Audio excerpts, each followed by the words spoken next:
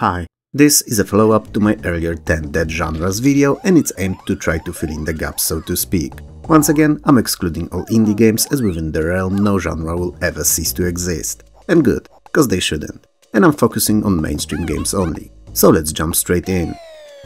Where better to start a video like this one than with the text parser adventure games.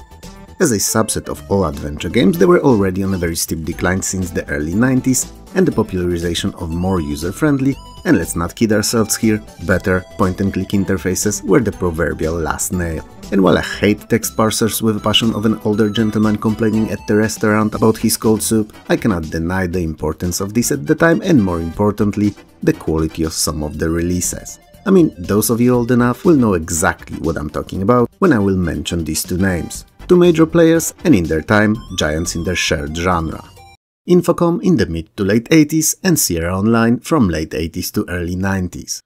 The first was basically a pioneer in the genre, and its initial few releases had literally no graphics at all, or just a few odd splash screens here and there to liven up the walls of text-comprised gameplay. Spartan looks, however, were not an issue at the time, as gamers were captivated by the stories Infocom was telling, by the choices that they could make, and by the fun that they were having. Sure, using your imagination as a graphic card to draw all the slash environments and deep characters may not have been ideal, but at least it meant that their games could have better graphics than any system at the time could offer. Imaginary perhaps graphics, but better nonetheless. The fact that these games were largely little more than interactive books didn't bother anyone circa 1985-ish, or so I heard, and they quickly became very popular. Infocom eventually added real graphics to their titles and even moved into full-fledged point-and-clickers, but that's not a subject for today's video. Now, Sierra Online on the other hand, most definitely is. If there's one company that I have nearly as much respect as I did for LucasArts, it was definitely Sierra. Even if we exclude all the other genres that they dabbled in, they were a powerhouse on a parser adventuring scene, and some of the best games in the genre came directly from them. I mean, all the Heroes Quest, Police Quest, Leisure Suit Larry and Space Quest games started off with you maniacally typing in commands to see what the game will do with them. Sometimes it was fun, sometimes it was sad, and from time to time, even deadly. Given that the Sierra made the point of making sure that their games would have animated graphics, the adventures that Sierra took us on were one-of-a-kind and unforgettable experiences. Even if we were to only consider the few titles that I just mentioned, they were so spread in their themes that anyone could find an adventure game from Sierra and have a lot of fun with it.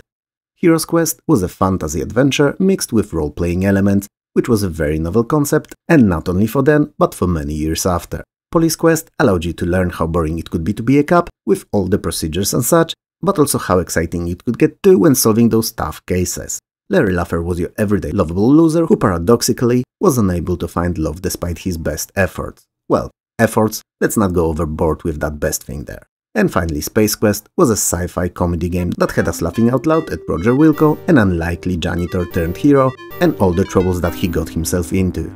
So as you see, Sierra knew what they were doing. And while their games often included a lot of stopgap devs, which annoyed me beyond belief I tell you, I cannot deny them the honor of probably being the single most important developer in the entire text parser adventure games genre. Genre that's here no more.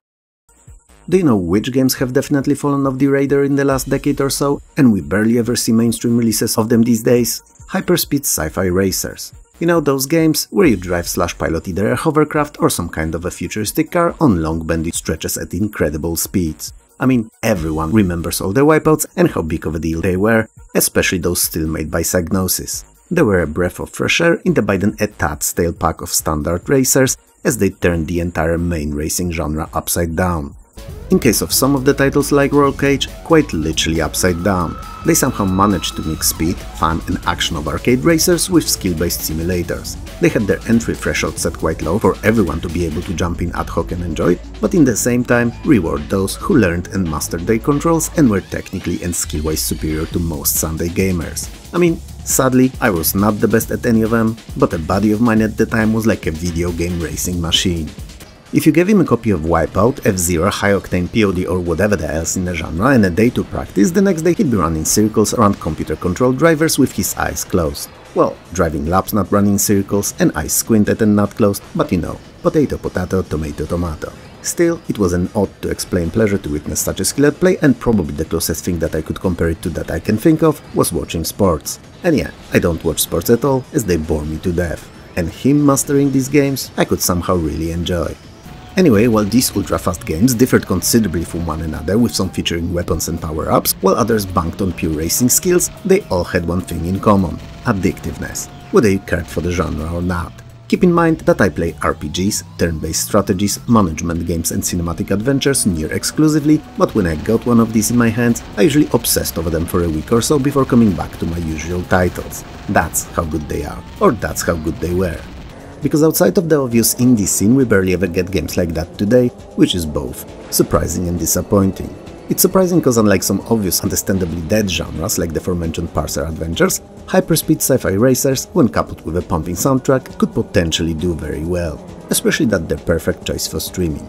They're nowhere to be found, and we're left with perhaps great, but still rather old titles only.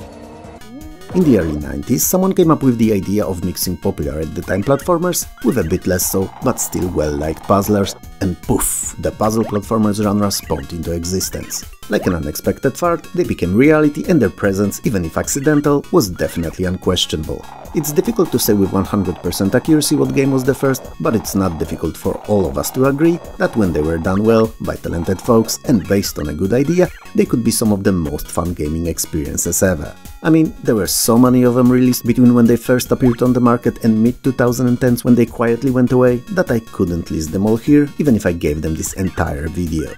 I mean, let's look at two sample games spread in the release time by over 15 years. The Lost Vikings and Trine. First gave you a control of free beer drinking and rather rowdy Vikings, each with their own set of skills, and a huge-ass adventure through time where you had to conquer dozens of large puzzle platforming levels, utilizing their unique abilities to beat them. You could switch between them at will, and often had to use more than one at the same time in different parts of the level to figure out the solutions to various locks, switch puzzles or traps. It was hella fun, and the game is beloved by those who played it to this very day. Released in 2009, Trine on the face value seems like something entirely different. But as soon as you give it a go, you'll realize that while it's set in the fantasy and not Norse themes, and features a lot of physics-based puzzles, it's virtually the same game, because you still have to figure out solutions to different platforming problems using unique characters. But why am I talking about near-identical, only newer game here, you may wonder? Cause Trine was a natural evolution of the idea behind Vikings and a progress in video game design. And I don't even mean the puzzles largely relying on accurately simulated physics that was a big thing back then, but the fact that Trine could be enjoyed by a few people at once, each controlling one character and playing at the same time. And I don't have to tell you that while some games are purely single-player experiences, others are best with friends, and puzzle platformers are a perfect example of the latter. Another fun title worth mentioning when crying about a dying genre is Braid. I don't know how many of you know it or of it, but it was a very fun and unlike anything else at the time game that changed the way we look at video game design forever. Namely, it based its entire gameplay on the time manipulation mechanic. It allowed you to rewind time at any moment and for as long as you wanted to. You could even go back to the very beginning of the level. Why? Well, because some stages required you to actually die, sometimes more than once even, so that you could rewind time and then use deaths of those clones of yours to be able to complete the level. Sometimes you'd use them to die by engaging the enemy to clear a path for your rewinded in-time second self, sometimes to create either higher jumping or platforming opportunities, or to be in a few different locations at the same time, doing different things at once. The idea was borderline genius, and we've seen many games modifying and using the gimmick since, was the first to do it so well. While it could be argued that Braid was an indie release, as technically speaking it was, it gained such a huge popularity and became such an incredible hit at the time that I'd say that it outgrew its roots and bloomed into the mainstream. When looking at the older games again, however, one step beyond comes to mind too. It's a simple, mostly single-screen puzzle platformer in which each level requires you to do seemingly one simple thing only. Close all of the platforms by jumping on them and always end up on the one that's designated as the very last. So, not only it demanded that you do all the hopping in the right order, but you'd also needed to figure out how to properly utilize special effects that each of the different platforms had on your character and other platforms around them. So some may switch on or switch off other platforms, some may launch your character far, and there's quite a few others, all with their own fun to figure out mechanics. And learning all about them is nearly as fun as it's using the knowledge later to beat increasingly demanding problems. Puzzle platformers are a near-dead genre, which is a huge letdown to me, as despite them usually being a bit less technically advanced to those more special effects-packed ones, like first-person shooters for instance, they were near always on the forefront of creativity and gameplay design. Do you remember Silent Service 2, Aces of the Deep or M1 Tank Platoon games, or even whichever of the Red Baron's F-22s or AH-64 Apache games? I mean, there was a time when we used to get non-online military simulations like every other month or so. And yeah, I get that the reason for the genre's demise may be the online offshoot, and especially all the Battlefield, World of Tanks, World of Warships, War Thunder, and even crossout games, but I don't always want to play against others. Especially because it may require dealing with the queues, then with grieving and constantly complaining teammates, toxic teens with egos bigger than Mount Everest thinking that they're smarter than anyone else, or even in some of these titles, having to wait for the match to end after being prematurely killed off before being able to play again. Sometimes I just want to launch the game, pick a mission and get on with it. Also, as fun as these new titles may be, they don't cover all the machines we used to be able to simulate back then. And the games like World of Tanks can hardly be called simulations. They're FPSs with tanks, ships or whatever else that they cover, and nothing more really. Don't get me wrong here though, I like them, I really do. They're just not an appropriate replacement to the genre now gone. I remember spending dozens of hours in Aces of the Deep, playing for the wrong side of the conflict and hunting allied ships all over the ocean. And it was hella fun.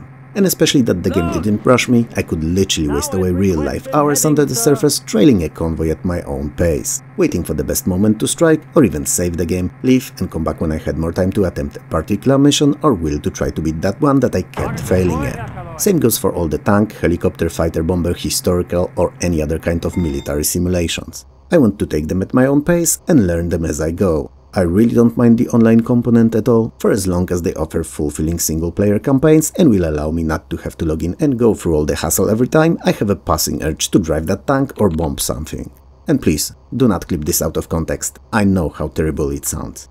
Anyway, my point here is that games in the non-online military simulations genre are so sparse these days that you can probably count all that came out in the last decade using fingers alone. And if you wanna focus on those that were really good, then one hand will be more than enough. I'm not gonna lie here, I may not be the target audience for these, as for whatever the reason I only ever really loved submarine simulations and others only played occasionally, but if you were a fan of these, I'm sure that you'll agree that today the genres on life support at best and long dead and zombified into occasional questionable quality release at worst. While we still get rhythm mechanic including games in the A and AA realm from time to time, like the pretty darn solid 2023 Sci-Fi Rush, they are few and far between, and pure music-centric titles are nearly non-existent outside of sporadic indie releases. Which, don't misunderstand me here, do count, but I've deliberately decided to ignore indie games for these videos. So, sometime between the 1996's rather cute and low-key brilliant PlayStation 1 release of Parappa the Rapper and the mid-2010s, music games had the renaissance and countless titles graced our consoles and PCs. Two particular series have been the biggest of them all, Guitar Hero and Rock Band. Both of these featured tons upon tons of mainly rock and metal licensed music tracks, which also means that most of the footage that you're watching is muted. You know, for YouTube reasons. Their biggest appeal, however, was the inclusion of instrument-shaped controllers. And while Guitar Hero with its initial release supported a guitar only, eventually both sported a whole set of instruments, so a lead and bass guitars, drums and vocals. And this along with their very party-centric multiplayer, in which small groups of friends would play together, each on a different instrument no less, or vocals, meant that the game skyrocketed into popularity quite fast and spawned countless sequels. Literally all of them topping the popularity charts. And you know what? I really appreciate what they did back then, because they've kept the local and offline multiplayer for a little while longer, and friends spending time together face to face. Or guitar to drums, you know what I'm saying. Naturally, as the time went by, online gaming squashed most couch/local multiplayer into near non-existence, and even such giants as these two failed to stay relevant. But they were not the only games representing the genre, and we've received more similar and equally as fun titles, even if they did not base their gameplay idea on simulating a real-life band anymore. One of such titles is a personal favorite of mine from years ago, Audiosurf. It was a PC-only release and it was fantastic. It took your own library of music tracks, you know, MP3s that everyone used to religiously hoard on their hard drives for whatever the reason, and based on their tempo, melody and rhythm, created Wipeout-like tracks of them. With a gimmick that you did not race against other hovercrafts, but had to hit the correct notes, same as in two earlier mentioned iconic music titles. The idea of Audiosurf was so simple, so basic, it was hard to believe that no one came up with it before, but the gameplay, boy oh boy, now that was a dream. It was simple to understand and demanding to master, and as difficult as the tracks you used for it. So the more melodic and slower the song you've picked, the more approachable the track would be, and the faster and more aggressive the tune, the more twisted and challenging the race became. It was spectacular. But same as with Rock Band and Guitar Hero, time and rapidly progressing technology killed off audiosurf along with the entire subgenre. Would I like to see music games genre return to the former glory? I think most of us would, but do I believe that it will ever happen again? Well, I've made this video and that should be the answer enough for you, as sad as it may be. I hope that you found this supplemental release to the original video as fun as I did talking about these no longer with us genres. It's a pity that they don't exist in the same capacity as they once did, and that the chances for them resurfacing again are lower and lower with each passing year. But it's worth keeping in mind that within the indie realm, no genre is ever really dead, and we can still find similar titles to all of these games releasing from time to time as indies. They may operate on a much smaller budget and offer simpler presentation, but the fun factor is all there, and hardly any big developer, short of select few, like Obsidian for instance, will ever be as creative as the indie devs are. I mean, they have no corporate overlords over them pushing them to aim for the quote-unquote what sells best and can work on what's fun to play. Anyway, that's all for me for today, and I'll be sure to invade your subs box very soon. If you liked the video, hit those like and subscribe buttons below, and maybe share it too, it helps more than you know. If you didn't, then don't naturally. It was fun talking to you as usual, and I'll see you, or more accurately, talk to you very soon.